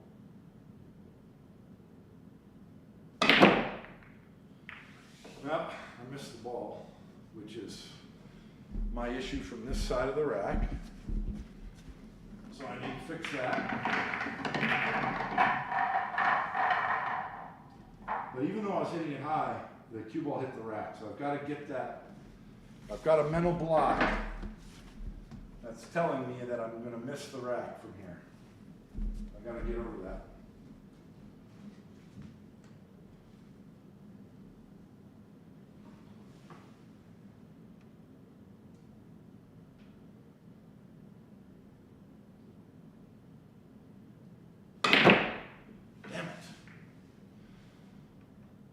It's a terrible result. Even if I made the ball, I don't have a shot. How come it's so much easier for me on the right side than the left? Jeez. Or cutting it to the right versus cutting to the left. If any of you are missing break shots, and you're wondering why, this is why.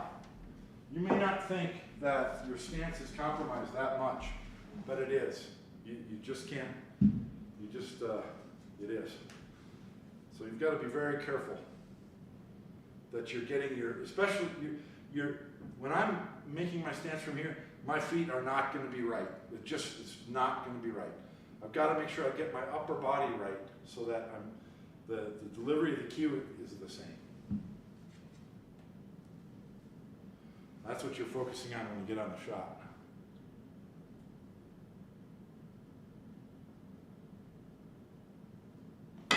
There we go. So, not a tremendous opening, but that's to be expected. And I've got a shot on the 11, so I think I can make it work. But,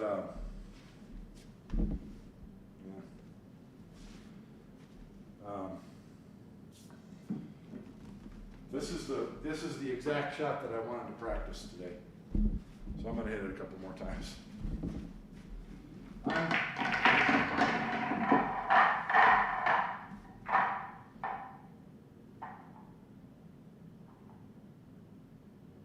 Make sure I get these nice and tight. I'm confident that a high ball is the way to go. As you can see, for me, I got to get over that mental block that says I'm going to miss the rack. I am not going to miss the rack. So once you've made that decision in your mind, forget it. When you're down on the ball, it's just pocket the ball and hit the cue ball where you're aiming. You can't control anything but that. So don't think about the rack. You know where you need to hit the cue ball, just hit it there.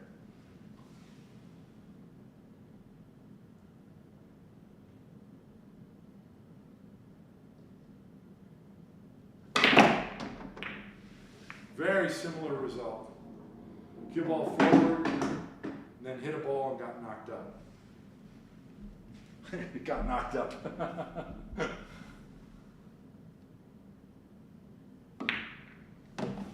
Okay, but it's okay. That's workable. It's workable.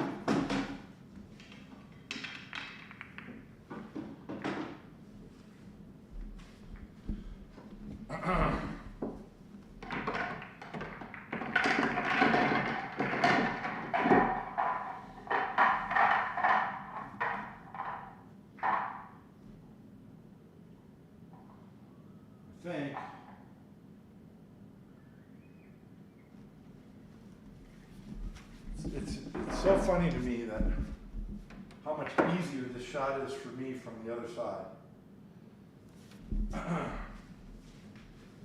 Both times my cue ball hit the rack fuller and it didn't come out of the corner, which is what I'd like to see.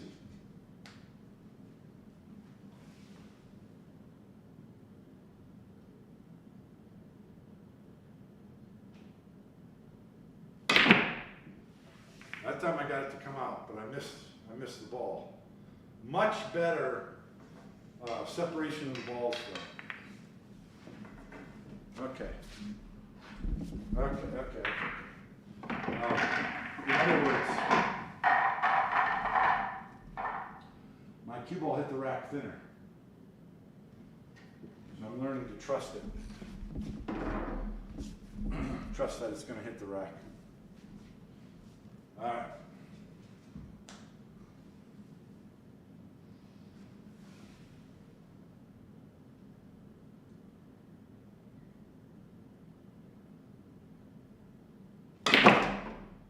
There we go. There we go. Not a great separation, but I like the fact that the cue ball came off the rack. I have a shot on the 14, so I'm okay.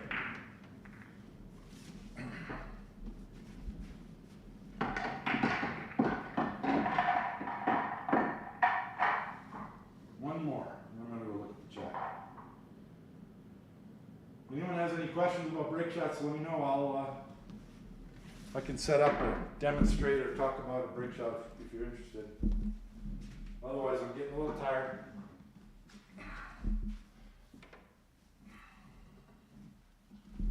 Okay. I'm going to run a 98, and I need this ball and get a shot to get to get 100. Versus Thorsten Homan.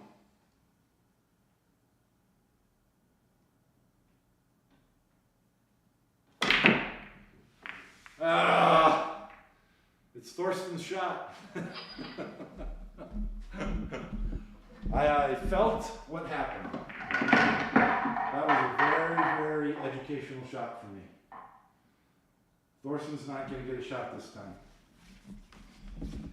I felt something. Probably because I'm stretched out over the table, but when I was doing my warm-ups, I felt my hand going to this, I'm exaggerating, I felt my hand going to the side instead of the usual straight. So I think, especially when I'm from this side of the table, I've really got to rehearse some straight warm-ups when I'm down on the ball, because my stance is a little bit compromised. Yeah.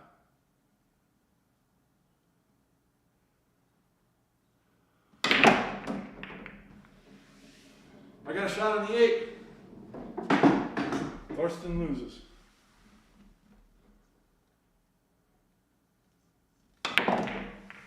Ha! Okay.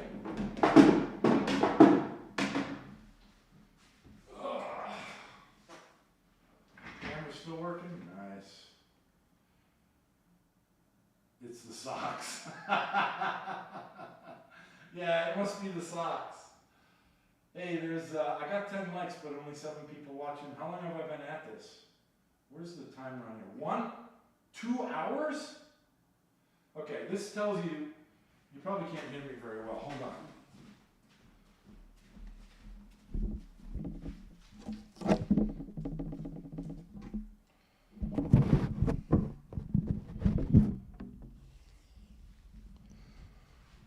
Trying to bring my microphone over here without accidentally unplugging it.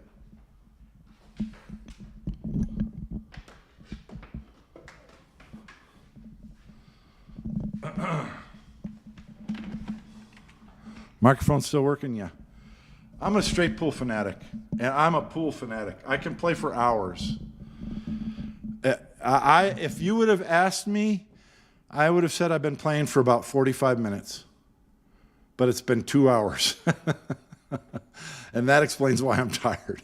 I'm going to get something to eat and do something else, and then I'm going to practice later on tonight. Probably won't go live again later tonight, but maybe I'll set up a camera tomorrow for my high. I'm going to try a high run attempt at the pool hall tomorrow. Maybe I'll try and go live. That'll be a single camera, just my phone, and maybe I'll go live. There won't be any sound because they're going to have music in the pool hall, but maybe I'll try that.